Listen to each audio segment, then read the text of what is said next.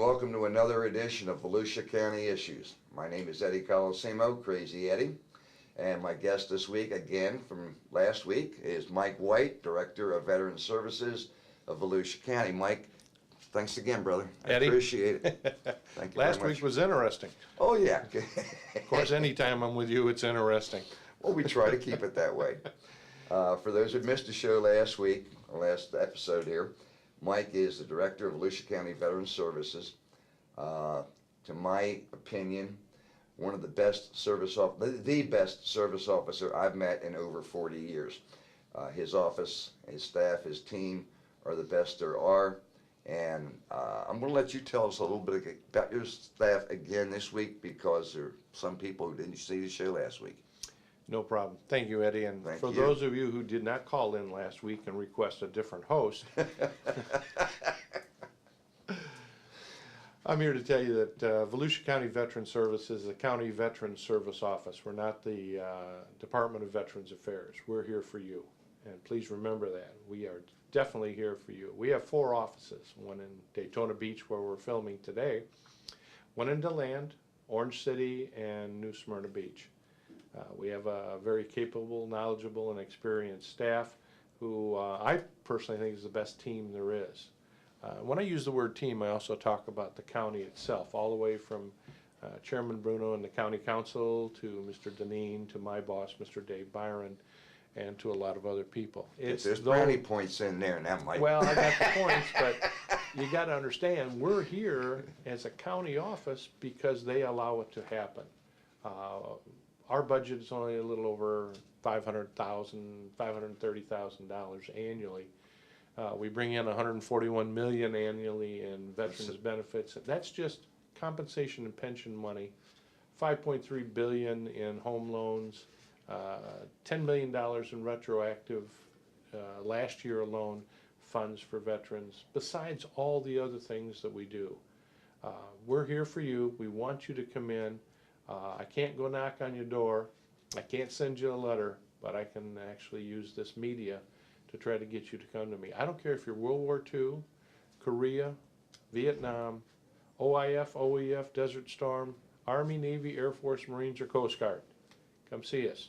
You may not believe it, but you still have benefits, and you still are entitled to those benefits.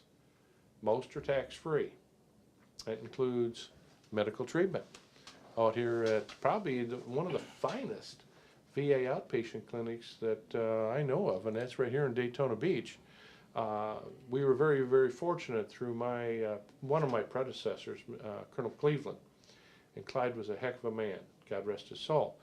But he was very instrumental in the VA outpatient clinic in Daytona Beach, which has expanded and expanded because of the need. We have a second VA outpatient clinic. It's called a community-based outpatient clinic. And that one's in Orange City. And that one has bursted at the seams to the point where they keep kicking out the rest of the people in the building. It's getting bigger, and that's a good thing. And that's for you. That's for me. We're all veterans, even Eddie. But we need to focus on you and your benefits, your entitlements. You have 2 outpatient clinics here that are outstanding. I know most of the doctors in both of them.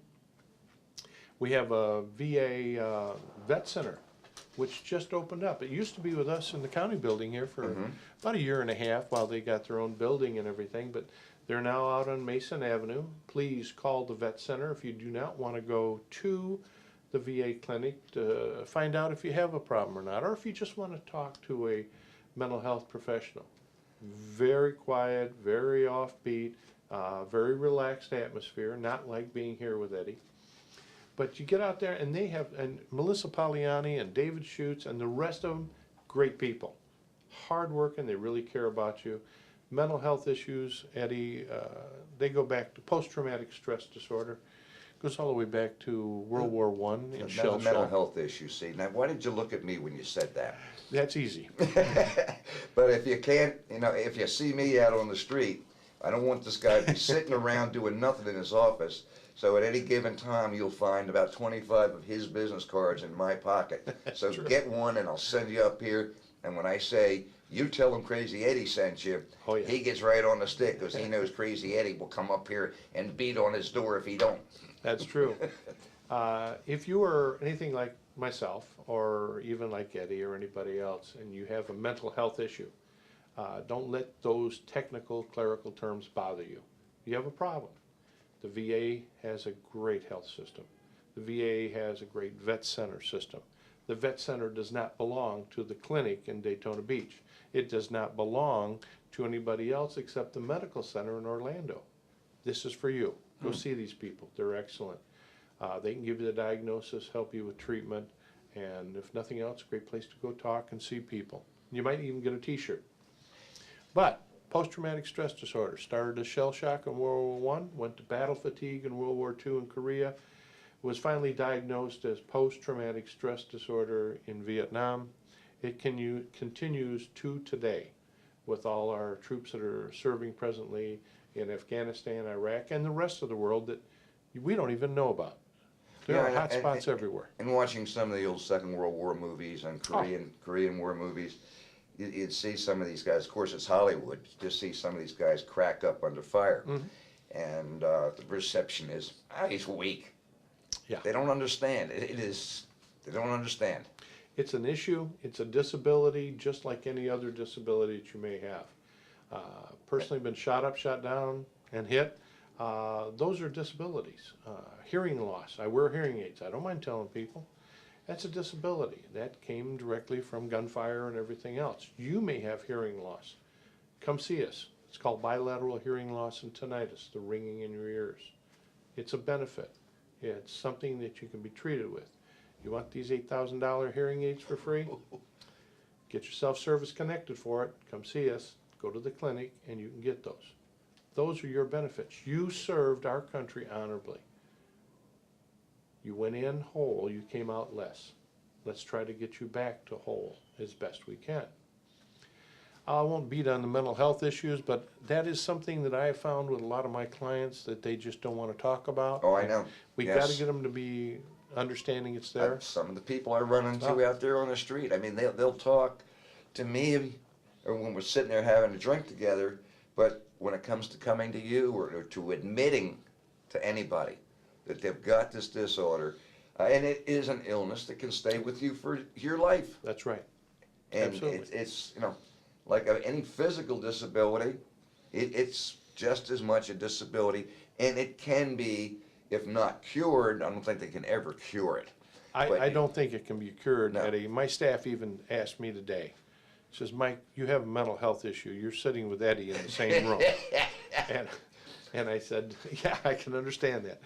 But anyway. Yeah, just tell your staff, though, that it took me almost 3 months to get you to sit down in front of this camera with me. That's true. That's a true story. Now, see, if you were a Marine, it wouldn't have taken quite so long. You would have bucked up and stood up, come up to the plate. We have a lot of things that, just to educate the veterans on. We have the VA Medical Center. The medical center currently is at the old Navy base in Orlando, which the new one is being built out at Lake Nona. This will be the most state-of-the-art, the largest VA medical center, which in terms of the VA, it's a hospital, that will have so many different features to it, and I'm sure that you can get all kinds of footage and play it while we're talking, but I'm glad to have had a part, a very, very small part, in that hospital and how it's being built and things that we want to happen.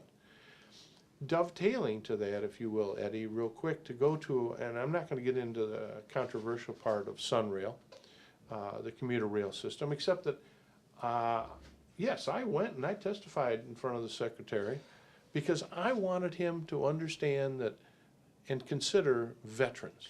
Well, see, until you brought that up, I was very opposed to Sunrail. I've been very outspoken about that.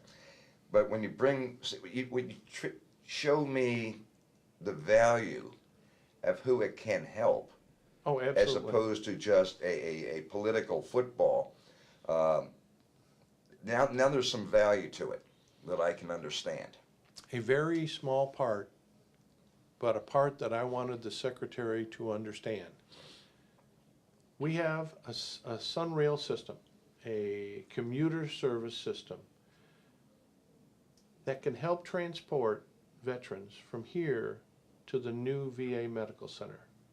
Now, the normal way is to either drive your own vehicle and go down there, and which adds more vehicles, more cost, and all those other issues that deal with it. But we also have the VA van system. It's actually Disabled American Veterans. Great organization, don't get me wrong. These guys are hardworking. Rich Tulfa and that crew over there, oh, I got to tell you. But they have a van system which they purchase the vans. They donate the vans and operate the vans for the VA. They have a van system that takes them up north to Jacksonville. They have them going to Gainesville, down to the Orlando VA Medical Center, to Viera. They have the van system. To help that van system would be commuter rail.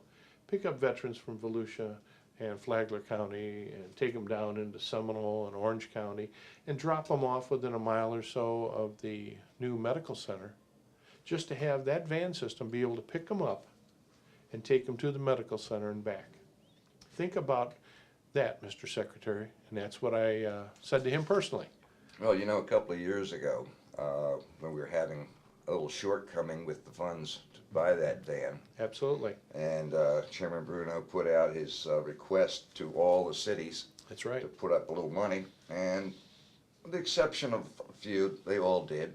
We won't get into that controversy. But I saw a need for even further assistance to the van. That's correct. And I started an organization, or a little project of my own through Bikers for First Amendment Rights, called Veterans Lifeline to Gainesville. Yep. And we have 5, 6, 7, 8, 10 volunteers. And in an extreme case, if you can't get to that van to get to where you need to go, you call Crazy Eddie, and one of our volunteers will pick you up at your home, take you to Gainesville, wait for you, and bring you home. Absolutely. We use that. We have taken so many people that have special needs that need to get there. And yes, they miss the van, or they can't get the van because the van's full, or whatever the situation is. We'll tell them to call Crazy Eddie. That's right. Crazy Eddie always has come through for us. Always been our supporter, Eddie. Thank you very much. Hey, it's been my pleasure, because you've always been there for me and for all the other veterans. You mentioned the vans about Chairman Bruno, and normally I wouldn't talk about the chairman without him being here or his permission, but I got to tell you, this man has taken a special interest in veterans. He has always supported us, as Jim Deneen, our county manager, and my boss, Dave Byron, have done. They've allowed us to do a number of things. The van program has been Mr. Bruno's personal thing that he wanted to get done. He has a number of issues like that. He will come out for the veterans and help them. VFW, DAV, it matters not. That's where he is. Mr. Byron and Mr. Deneen allow us to work with another organization, and that organization is called Volusia Honor Air. Volusia